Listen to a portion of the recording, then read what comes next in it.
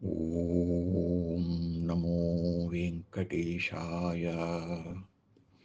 శ్రీమహాగణాధిపతయే నమః. శ్రీరామకృష్ణగురవే నమః.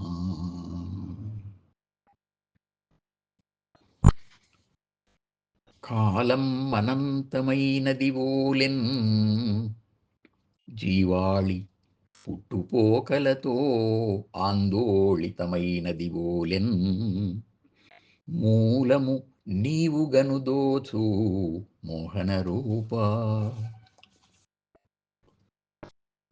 వింత సృష్టి చేసి విశేషంగా ఆకర్షించే వెంకటేశ్వర, నీ దయతో మానసికంగా కొంత ఎత్తుకు ఎదిగి ఆకాశం నుండి భూమండలాన్ని గమనిస్తే కాలమేమో నిరంతరాయంగా గడిచిపోతున్నట్లు కనిపిస్తోంది.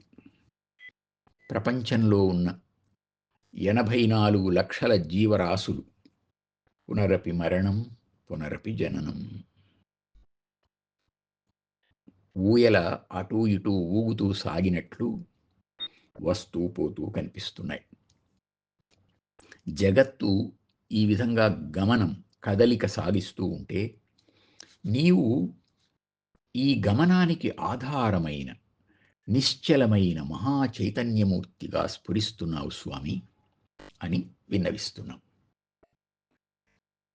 దినయామిన్యౌ సాయం ప్రాతః, శిశిరవసంతౌ పునరాయాతః, కాలః క్రీడతి గచ్చత్యాయుః, తదపి న ముంచతి ఆశావాయుః అని భజగోవింద స్తోత్రంలో ఉంది.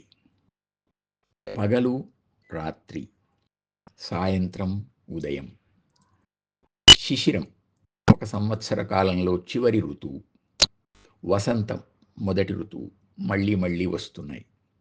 కాలం ఆడుతోంది, ఆయుస్సు తరిగిపోతోంది. అయినా ఆశాపాశం వదలడం లేదు అన్నారు శంకరు.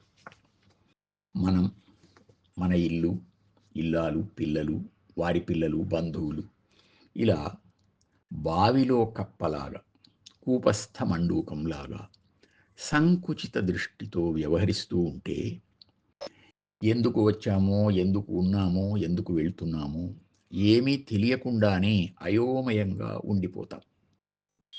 ఈ సృష్టికంతటికీ స్వామే ఆధారం అని స్వామిని ఆరాధిస్తూ ఉంటే కొంచెం తల పైకెత్తి ఆకాశం వైపు చూచే శక్తిని, ఆకాశం నుంచి భూమండలాన్ని, మనమున్న చిన్న చోటును గమనించే శక్తిని ప్రసాదిస్తాడు స్వామి.